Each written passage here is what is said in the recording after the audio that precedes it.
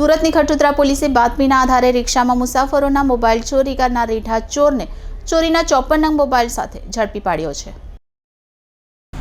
શહેરના રાજમાર્ગ ઉપર ફરતા રાહદારીઓ અને બાઇક ચાલકોના હાથમાંથી ખુલ્લેઆમ મોબાઈલ ફોન ખેંચીને ફરાર થઈ જતા બે રીઢા શખ્સોને ખટોદરા પોલીસે ઝડપી લઈને 54 નંગ મોબાઈલ ફોન જેની કુલ કિંમત ₹4,69,000નો મુદ્દામાલ કબજે કર્યો છે। ખટોદરા પોલીસના સૂત્રો દ્વારા પ્રાપ્ત વિગત મુજબ સ્થાનિક વિસ્તારમાં મોબાઈલ ફોનના સ્નેચિંગના બનાવને અટકાવવા માટે પીઆઈ આર.કે. ધુલિયાના માર્ગદર્શન હેઠળ સર્વેલન્સ સ્ટાફના રઘુવીરસિંહ, મહિલા પોલીસ કોન્સ્ટેબલ કિંજલબેન અને શક્તિસિંહને મળેલી બાતમીના આધારે વોચ ગોઠવી હતી।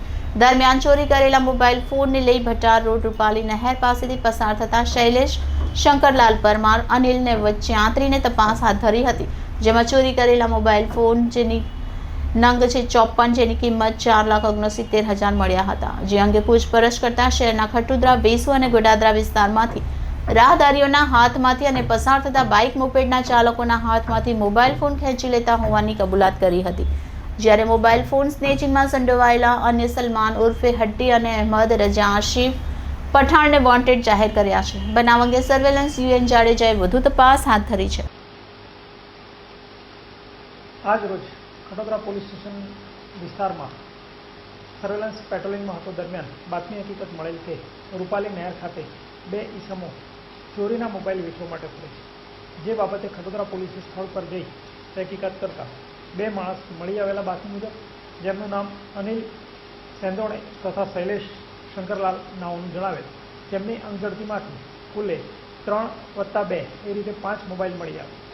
જે બાબતે તેમની સાથે ઘનિષ્ઠ રીતે યુક્તિ પ્રયુક્તિપૂર્વક પૂછપરછ કરતા તેઓ પોતે મોબાઈલની દુકાન ધરાવતા હોવાનું ખુલેલ અને પોતાની મોબાઈલ દુકાન ત્રિકમનગર વરાછા વિસ્તારમાં હોવાનું જણાવેલ। જેથી પોલીસે ત્યાં જઈ તપાસ કરતા તેમની દુકાનમાંથી 49 મોબાઈલ મળેલા, જેમાં કુલ્લે 54 મોબાઈલ મળી આવેલા, જેની કિંમત ₹4,69,000 જેવી થવા જાય છે। જે મોબાઈલમાંથી સુરત શહેરના 3 નવા અને 5 EFIR પર એમ કુલ્લે 8 ગુના ડિટેક્ટ થયેલા, જેમાં પાંડેસરા 2, સુરત રેલવે 1, ખટોદરા, વેસુ અને અલથાણના જુદા જુદા ગુના ડિટેક્ટ થયેલા છે। જે આધારે તેઓની ધરપકડ કરવામાં આવેલ છે અને ત્યારબાદ તેમને રિમાન્ડ લેવામાં આવનાર છે।